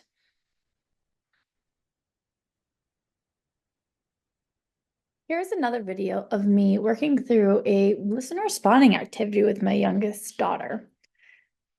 I have shown you two different videos, one where we are working on task completion, such as a non-preferred activity like cleaning up, and a video working on a daily living skill that can be done within the home. But this is a program that often we run within our centers, and we're looking at how to show engagement from or generalization from the home or from the center to the home. This is a game that I set up utilizing different pictures. In the centers, you may have stimuli cards that you're utilizing for this, but I utilized a picture card set from the Dollar Tree. During this activity, you'll see me set up a field of 3 pictures and making sure that I gain my daughter's attention prior to presenting the SD. If she's independent, I'll praise her. And if she is incorrect, I'll redirect and prompt trying to get there before she makes the wrong answer. Or I'll go through a form of error correction procedure. Here's the video. You were gonna play some cards today. You ready to play cards?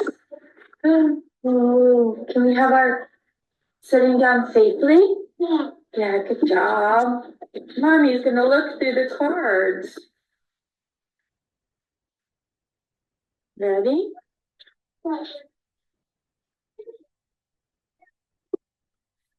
Ready? Where is the brush? Oh, this is the brush. Let's try again. Yeah, look. Where's the brush? That's the brush. What is it? A brush. Good job. Ready? Where's brush? Good job, Taylor. Yay. Bye. Your turn. Yeah, we're going to do some more. Yeah. Ready? Sit down. Good job. Where's the umbrella?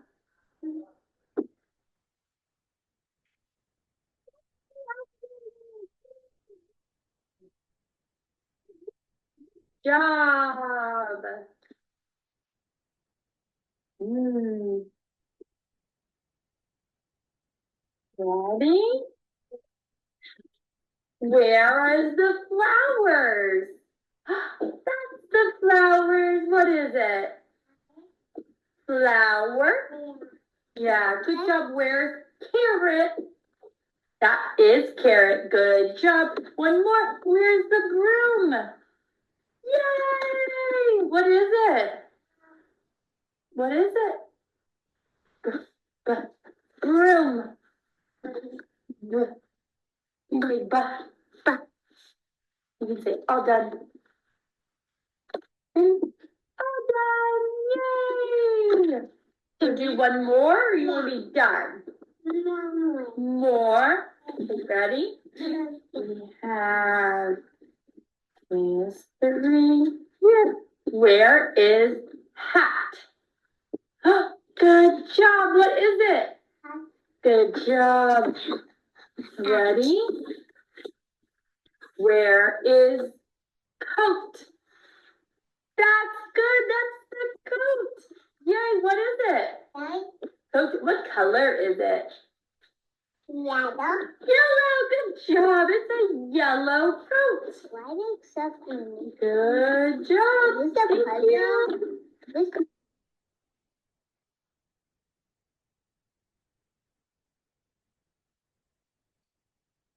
When I'm utilizing this video with families, I'll provide some context so that they will know what I'm doing and my purpose. If you are feeling pretty tech savvy, you could do a voiceover on the video. Whatever your preference is, this could be a great way for you to show different programs that you're running within the center to the parents. That you can provide different examples of how they can do this in their home, such as how I did with cards from our local Dollar Tree, or using different common household 3D items that can just be as equally as important to identify. Video modeling is an excellent tool that can help us set up a variety of ways when we're working with parents during parent training sessions. This can work especially well with clients that may have a hard time cooperating with these programs and tasks while the parents are present in the session.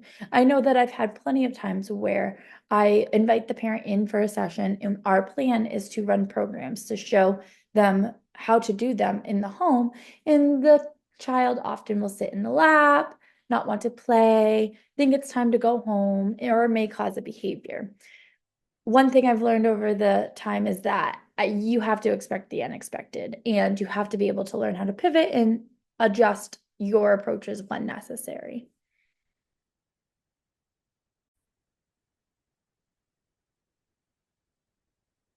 So we've worked through creating a baseline, looking at more than just ABA. We then moved into creating smart micro goals filled with empathy and compassion at the forefront, taking in that whole picture. And now we're looking at our processes versus our content. A study in 2019 conducted by Chadwell and colleagues looked into whether parents preferred treatments with a strong empirical support in favor of nonspecific therapist value variables such as warmth, empathetic, and acceptance. The study involved 71 parents of children seeking behavioral health services from various clinics, including university-based specialty and integrated care clinics. The majority of the participants were between 31 and 40 years old, and most of the children were aged 7 to 12. The study used a 16-item questionnaire to assess participants' preferences. 7 items were based on delayed discounting methodology, which is traditionally used to understand how people value rewards over time. While this method is typically applied to monetary rewards, researchers adapted it to study other behaviors, such as related to human relationships. The study found that parents of children seeking behavioral health services prioritize therapist characteristics, such as warmth, empathy, and active listening, over the treatment effectiveness. They were willing to sacrifice some level of treatment efficacy to work with a therapist who possessed those qualities. Interestingly, the severity of a child's behavioral issues did not significantly influence parents' preference. While parents valued treatment effectiveness, they were also willing to compromise on certain aspects, such as therapist experience and training. If the therapist exhibited strong relational skills, that's what was found to matter most. This suggested that a warm and supportive therapeutic relationship is crucial for positive outcomes, even if it means sacrificing some level of technical expertise. These findings highlight the importance of balancing clinical competence with empathy and compassion in the field of behavioral health. By prioritizing human connection and understanding therapists can build stronger therapeutic relationships, this will improve treatment outcomes. So, does content matter more, or how we present it matter more? The study did acknowledge the potential subjectivity of relying on these verbal responses to assess the preferences. However, it argues that parents have significant experience with healthcare providers and can accurately express their likes and dislikes. Additionally, previous research suggested a correlation between preferences expressed in discounting tasks and actual choices.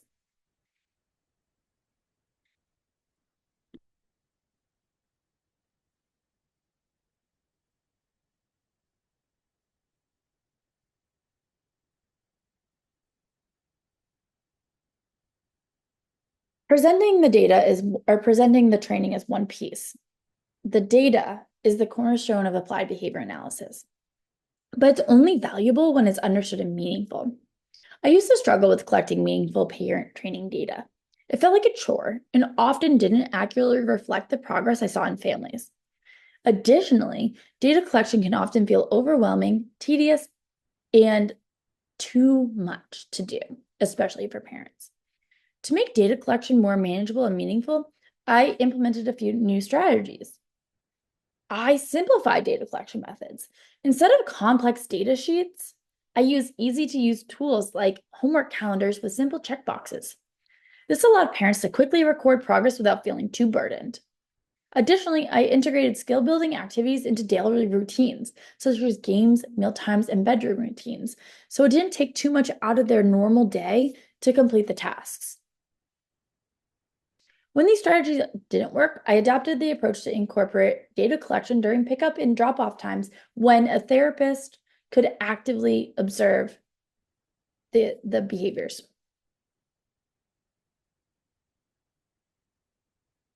After collecting the data, I prioritize meaningful data analysis. By analyzing the data, I can identify patterns, pinpoint areas of struggle, and tailor interventions accordingly. I would share these insights with parents in a clear and concise manner by breaking down goals into smaller achievable steps and celebrating those micro goals. We were able to maintain momentum and motivation, focusing on positive reinforcement and celebrating small victories.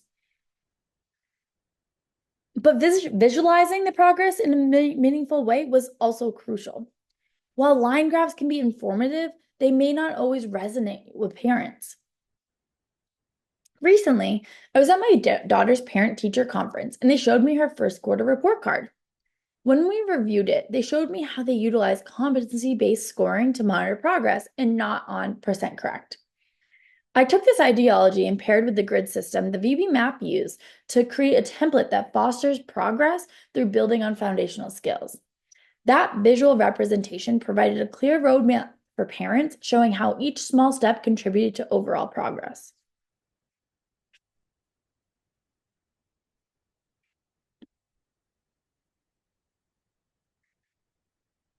I remember we had this one insurance company. They were, to put it plainly, a pain in the butt. They focused so heavily on parents' training sessions. All they wanted was for us to provide services within the home. And center-based was just not it. We were constantly trying to find ways to prove to them that we were able to provide services in the center. And we did that by elevating our parent training sessions. We aimed to prove that skills that we were teaching the center could generalize to the home with parent support. And that idea was sound. They were excited for this approach, and the insurance company accepted it. However, making that progress actually occur and showing it with data was a bigger hurdle than we thought. While we were able to start working on these skills, what was really hard to do was engage in the data collection. And some of those common themes that we recognized were barriers based on the fact that data was going in, but never coming out. They never got to see the progress or what the data amounted to when we would share the treatment authorization at the end of the period. The graphs were there. The data was shared. And although it was technologically heavy and essentially meaningless unless it was reviewed, I had to fix it. In one of my sessions in particular, I was getting really not a lot of data. And it didn't make sense when I put it into the graph. You would see variable trends. So it would be going up and down, up and down. One day he was independent and one day he needed full support. When I started showing them the data at our meeting every week, they were able to see the trends I was seeing. And we were able to break down what was happening. It was starting to make more sense to them, and it was more meaningful when we reviewed it. I would ask about how they were able to do it independently on one day, but not on the other. And they started explaining what their interpretation of independent was and what their data I gathered meant. They were able to provide me feedback that I was looking for in terms of my graphs. And I learned that sharing data with my stakeholders, whether it was my staff, parents, etc., meant I started getting better data. And I started getting more data. And I started seeing them celebrate the victories and wins when I brought it out because they could see the progress. This is pretty simple when we have behavior frequencies and we watch the number start off high and start going low. It's easy to explain what happens to the parents, and they can visually see it when they see it decrease over time. But when we start putting in multiple data points and making it complex, or graph our percent independence or percent complete, we become complicated. We're complicating it to a point that loses the meaning for them. So then one thing that I aim to be mindful of and intentional is the data visualization I use, especially related to our parent training sessions. It had to mean something to get something.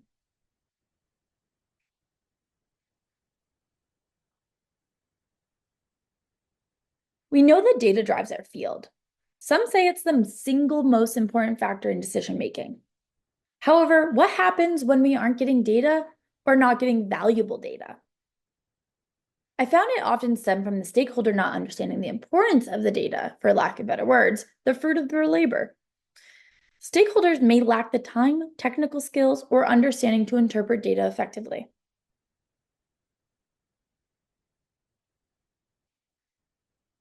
To address these challenges, researchers have explored the use of visual data displays such as graphs to make more data more accessible and understanding.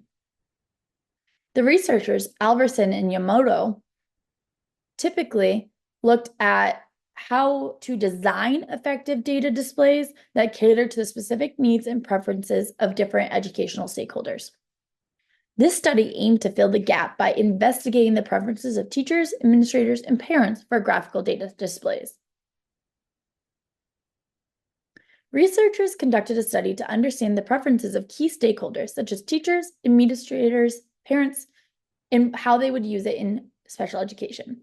Through focus group interviews with each group, researchers found that the stakeholders prefer clear, concise, and visually appealing graphs that are tailored to the specific need. Additionally, interactive features and contextual information can enhance the understanding. By considering these preferences, educators can create data displays that are effective, informative, and user-friendly. The researchers used a qualitative research method involving focus group discussions to gather data on the stakeholders' preferences for different types of displays. The transcripts from these discussions were analyzed using some coding scheme that would group different identified themes relating to understanding the characteristics and how they felt it was for the intended audience. The findings indicated a strong preference for grouped column graphs due to the simplicity and ease of interpretation. In contrast, stacked graphs were generally disliked due to complexity. Additionally, the study highlighted the importance of considering time constraints and audience familiarity with selecting graph types. By understanding these preferences, educators can create more effective data visualization to improve decision-making communication. So in turn, by taking into consideration our audience when we're deciding how to display our data can change the effectiveness of the data. And as I stated earlier, if they understand the data better, they're more likely to give you more of it and engage in treatment protocols.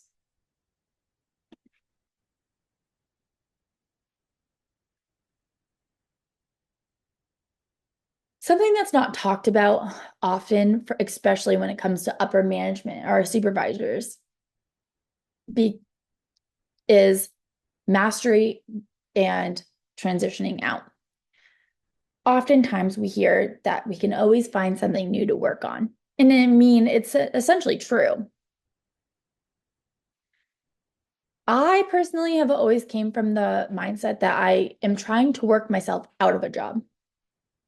With our clients, I often use that to pivot the skills I'm teaching for a focus on expanding to self-management techniques and creating support systems. I always stress the importance of being able to advocate for yourself and understanding what you need to be successful. By focusing on teaching self-management skills and advocating for their needs, I aim to empower clients to become as independent as possible. We should apply the same principle to our work with parents. By equipping them with the tools they need to support their child's needs and advocate for them, we can empower them to become effective advocates. This involves creating meaningful mastery criteria that aligns with their initial goals and address their stress levels. By focusing on reducing stress and empowering parents to build support systems within their communities, we can make a significant impact on daily lives. Keeping this in mind, we should start off by creating meaningful mastery criteria for parents to work towards in celebrating all milestones and victories along the way. To measure progress and identify areas for improvement, we should consider using tools like that parent stress index from the beginning of this presentation. By looking and tracking parental stress levels throughout treatment, we can identify how close we are getting to increasing their independence and confidence levels in our treatment protocols. Additionally, administering an exit survey similar to our initial parent interview can help gauge progress towards those families' personal goals and identify key support systems within their communities. Our purpose in supporting the family is to make meaningful changes in their daily life, and that includes reducing stress. By implementing these strategies, we can ensure that our interventions are both effective, sustainable, and lead to positive outcomes for both children and the parents. Some of the first learners I have had were individuals who, looking where they are now, shows me the power of working as a team and what that does. When we first started, this individual engaged in behaviors that were destructive and harmful to himself and others.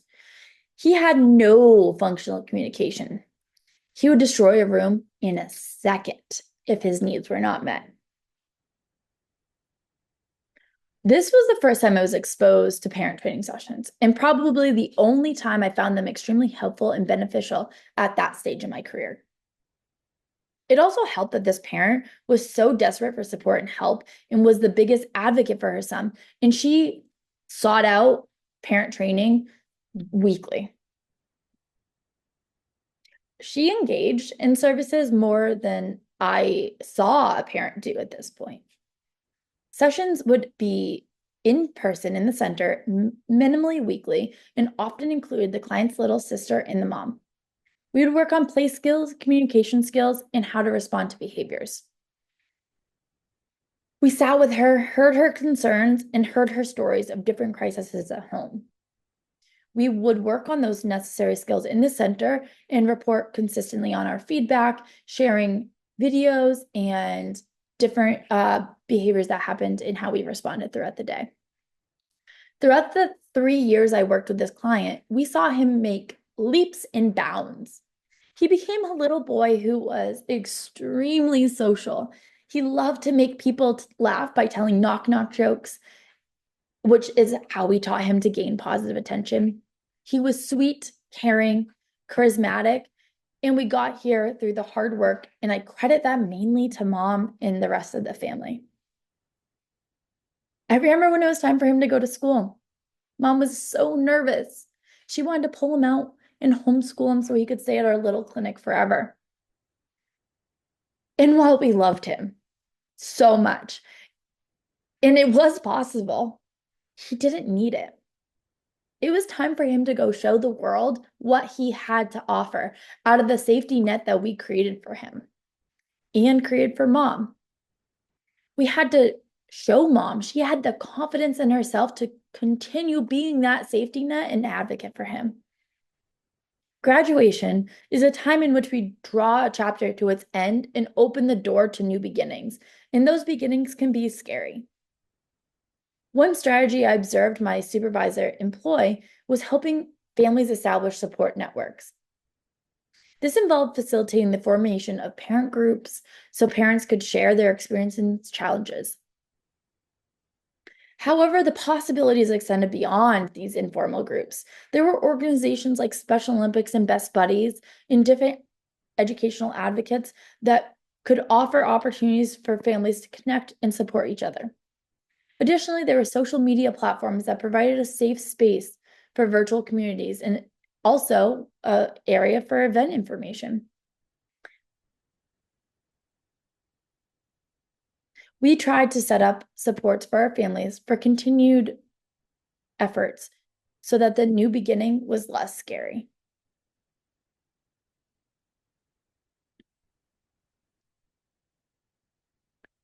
Termination of services is a crucial phase in behavior analysis that often gets overlooked. It involves the process of ending the professional relationship between a behavior analyst and a client. Ethical guidelines, such as those outlined by the BACB, govern the TOS process to ensure a smooth and respectful transition. In an article by Green, Luan, and Ghazi from the 2023 published Behavior Analyst in Practice journal, they discuss a very overlooked subject, which is that this too must end. There are many reasons why we might want to avoid the end. We may not feel ready to transition our clients without our continued support. We may forever be able to identify areas to continue work on. It may be discouraged within our practice. The list can go on and on. The researchers presented a survey to different certified behavior analysts that were in varied times in their career, from newly certified to seasoned analysts. The survey results revealed a significant gap in TOS training. Many practitioners reported feeling underprepared to handle this phase effectively. The lack of training can lead to suboptimal outcomes for clients and potential ethical violations. To address this issue, further research is needed to refine TOS practices and provide evidence-based guidance for practitioners. By prioritizing TOS, behavior analysts can ensure a positive conclusion to the therapeutic relationship and enhance the overall quality of care. Within this step, we are looking forward and prioritizing the transition phase, often discussing it from the onset and using information we have gathered throughout our work with our client to help them create support systems within their home and communities. The next phase of life that is setting them up for success once they take that final walk through our doors.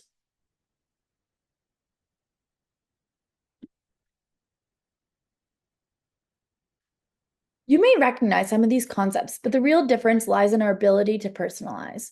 By tailoring goals and presenting to each family's specific needs, we can transform parent training sessions from dull to dynamic. To set the stage for success, we can establish clear expectations from the onset. This involves outlining the collaborative nature of clinician-caregiver relationships, the level of engagement required, and the long-term goals that include independence and creating support systems that will justify the commitment and engagement necessary. Sharing an overview of expectations can help parents feel prepared and motivated. To develop these meaningful goals, we must consider the entire family's context, and this includes understanding their daily routines, relationships, emotional load, stress levels, support systems, and priorities. By incorporating this holistic view into our assessment, we can create goals that are relevant, achievable, and aligned with the family's unique needs. And it shouldn't stop there, though. Sometimes our goals can seem too big and too long between creating them to mastery, like 6 months sometimes.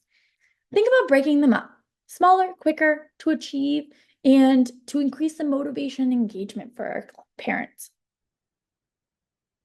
Then, delivering this information in a way that resonates with their family and their strengths and needs. We can foster a sense of empowerment and motivation. Think outside the box, be creative. Think about using visual resources, video modeling, and in-person role play to help adapt the family and their learning needs. Be proud of your data. Share it with the families in a meaningful and easy to read way so that they can be proud too. Celebrate small successes and milestones and reinforce those positive behaviors and build confidence. As parents witness tangible progress, they can become more vested in the process and trust the approach. And then finally, we should be having the goal to empower families to manage their child independently. By helping them create long-term support systems and providing them guidance and giving them the tools they can take with them, we can help them navigate future challenges and ensure lasting success. It's time for that third code word. Make sure to write this down so you can identify it in the quiz to earn your certificate. The third code word is teamwork.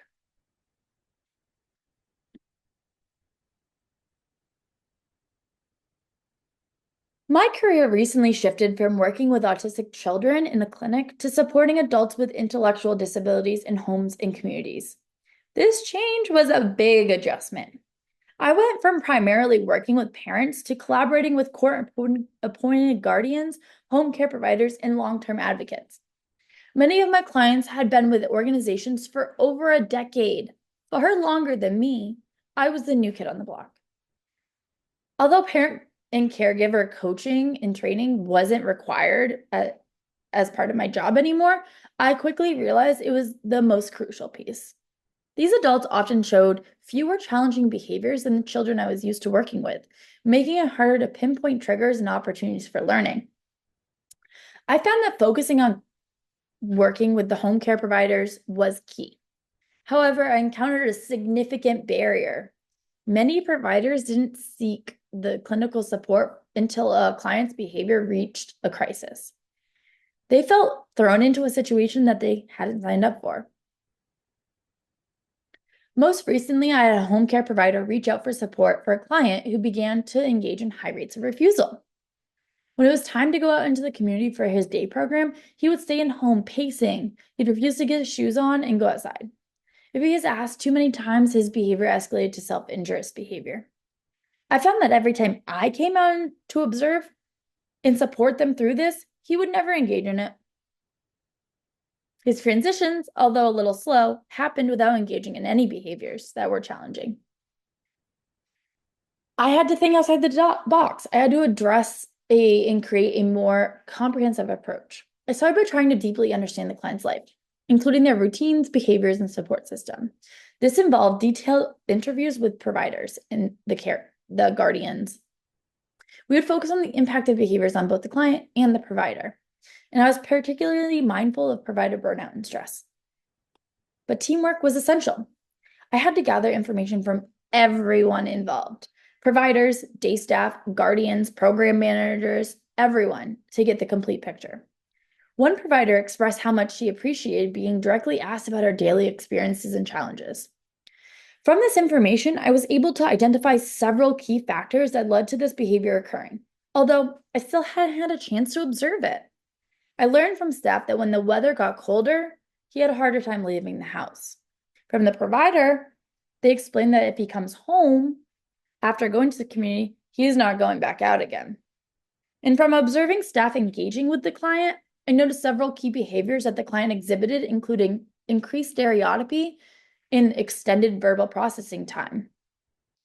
I saw that when the staff asked him to do something, they would repeat it multiple times within just a minute.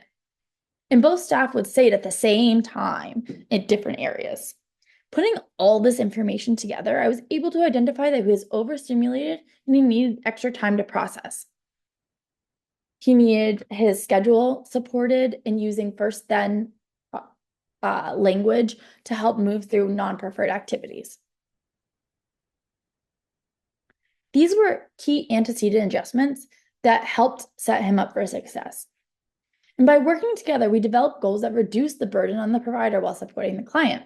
We focus on reducing challenging behaviors, teaching replacement behaviors, and empowered the caregiver to meet the individual's needs. In my new career, I realized that I can't always be present to observe and address the challenges as they arose. So identifying how to teach the provider was my main struggle.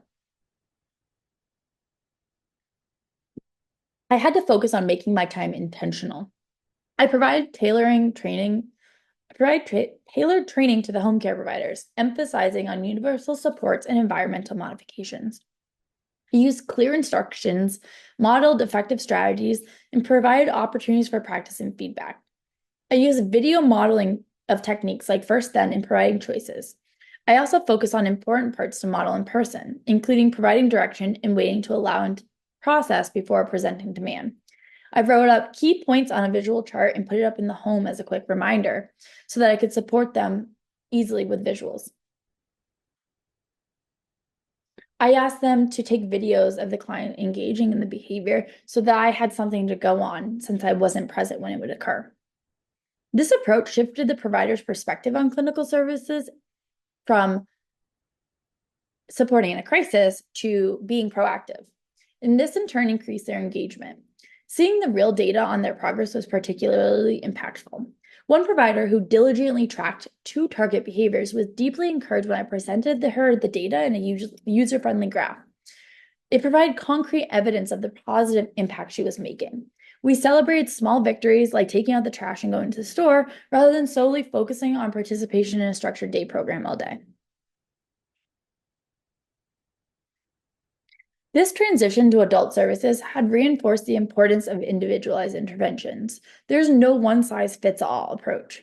By understanding the client's whole life and collaborating with their support team, I was able to truly make a difference. While my work with this client and provider is ongoing, we have transition and fade-out plans in place with the ultimate goal of self-management and independence.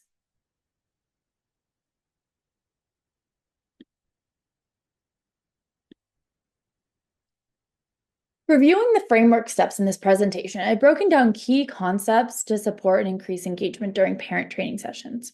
Starting with elevating your baseline procedures with assessments looking at every aspect of the family's life, to breaking down your individual goals into smart micro goals, and thinking outside of the box when delivering meaningful and relevant content. Ongoing data collection and analysis has always been a headache, but changing how we collect and display the data can increase buy-in from the families. All good things must come to an end. And by always having our eyes on transitioning supports and graduating from ABA therapy, we can help the parents create natural support systems in their life. And knowing that this was not a life sentence can help motivate them to the end. This framework doesn't stand alone. I've created and compiled various resources that can help jumpstart your application to your practice tomorrow. You have links to download templates, including a homework calendar, parent coaching progress grids, parent coaching fill-ins, agendas, caregiver interview templates, and goal-setting matrix for you to adapt to your current practices. I will also provide a link if you would like to learn more about the Achieve Parent Training curriculum that was created and published by Amelia Dalphons, the co-owner of Master ABA. This curriculum breaks down the foundations of ABA into deliverable content to be individualized to your family and can be used during your teaching sessions and is available for purchase on the Master ABA website.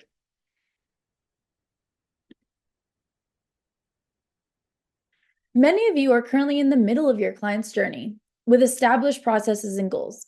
Some of you may just be starting out. Whether you're looking to expand upon existing strategies or overcoming obstacles, this framework can be applied to your current practice without a complete overhaul. Identify elements that really resonate with you and incorporate them into your existing approach. For instance, you could administer the Parent Stress Index as an open-ended survey for all of your current parents you work with. You can adapt your current data tracking sheets to the parent goal filling grid. Maybe you'll start creating video models to deliver training curriculum to your parents, easing the burden of trying to show it unnaturally in person. You can create homework calendars aligned with your current goals or reframe these goals using the SMART Goals micro matrix. Ultimately, the flexibility of this framework allows you to start wherever you feel most comfortable and gradually integrates its components into your existing practice without the need to start fresh or to change everything all at once.